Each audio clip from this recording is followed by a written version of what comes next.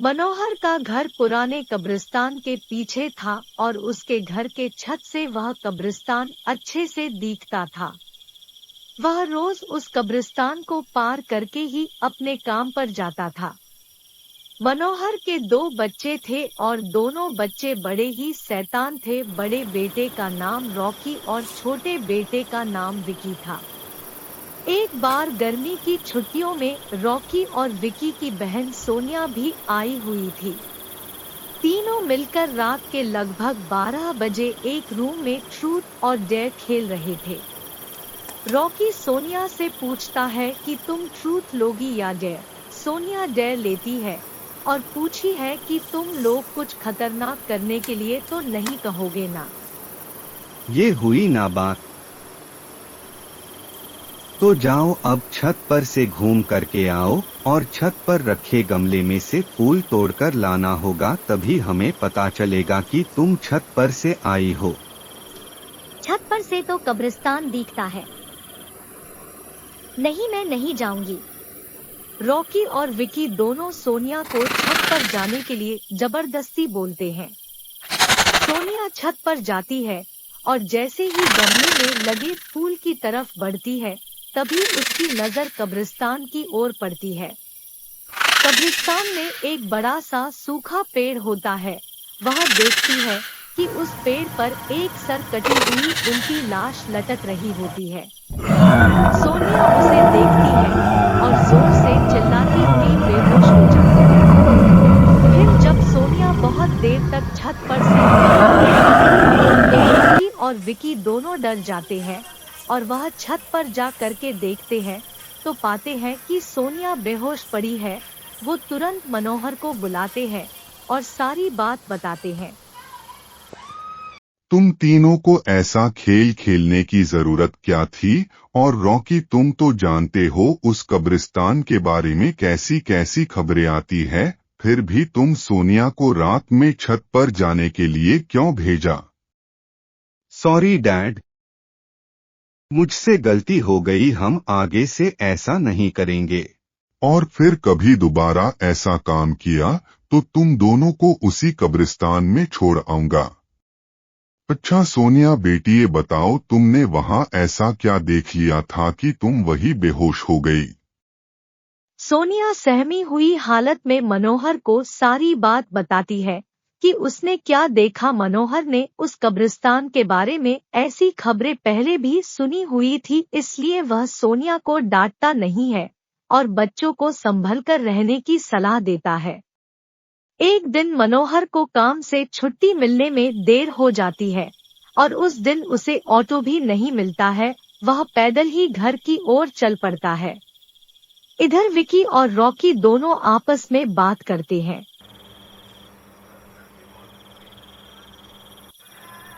विकी, तुम्हें क्या लगता है सोनिया ने जो कहा वो सच है?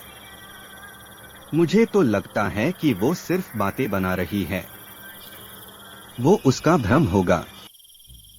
अरे नहीं भाई, तुमने उसकी हालत देखी नहीं, एक दिन भी और यहाँ रुकने को तैयार नहीं हुई। मुझे लगता है कि उसने सच में कुछ देखा होगा। चलो हम कब्रिस्तान में जाकर खुद ही देख लेते हैं।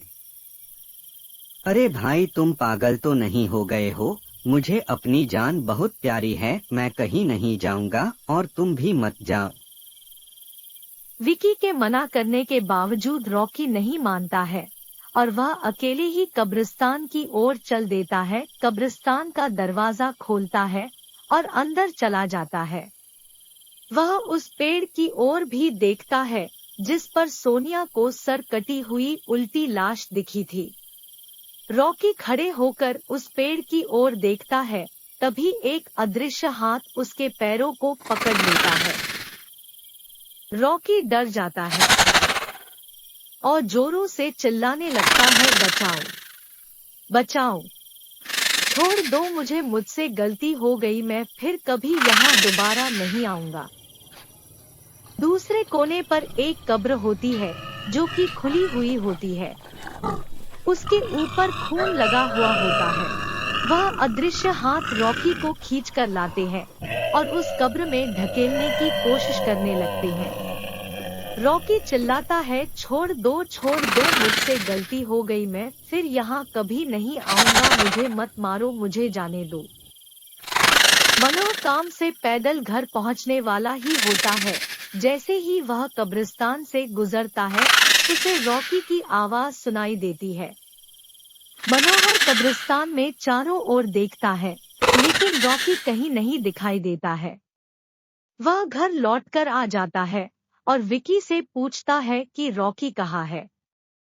पापा मेरे बार बार मना करने के बावजूद भी रॉकी कब्रिस्तान में चला गया। वो जानना चाहता था कि सोनिया जो कह रही थी वो सच है या नहीं। हमारे पास समय बिल्कुल भी नहीं है। जाओ घर के मंदिर में शंख में जो जल रखा है वो जल्दी से लेकर आओ, हमें रॉकी को खोजने कब्रिस्तान जाना पड़ेगा। विकी वो जल लेकर आता है। मनोहर और विकी कब्रिस्तान में जाते हैं। मनोहर जल छिड़कता है, फिर उसे किसी के घसीटने का निशान दिखाई देता है। वह समझ जाता है और फिर उस निशान का पीछा करते हुए उस कब्र तक पहुंच जाता है। मनोहर कब्र के आसपास वो जल छिड़कता है। कब्र से अजीब अजीब सी आवाजें आती है। विकी बहुत डर जाता है। मुझे लगता है कि श्रापित प्रेत आत्माओं ने रॉकी को इस कब्र के अंदर कैद कर लिया है। हमें जल्द ही इसे निकलना होगा। ये पवित्र जल आसपास छिड़कते रहें, इससे हमें और मेरी आत्माएं कोई नुकसान नहीं पहुंचा पाएगी। मैं कब्र को खोलने की कोशिश करता हूँ। मनोहर उस कब्र को खोलने की बहुत कोशिश करता है। अंत में वह कब्र खुल जाती है। उसके अंदर रॉकी लथपथ बेहोश पड़ा होता है। मनोहर रॉकी को लेकर हॉस्पिटल जाता है। उसकी हालत बहुत गंभीर होती है।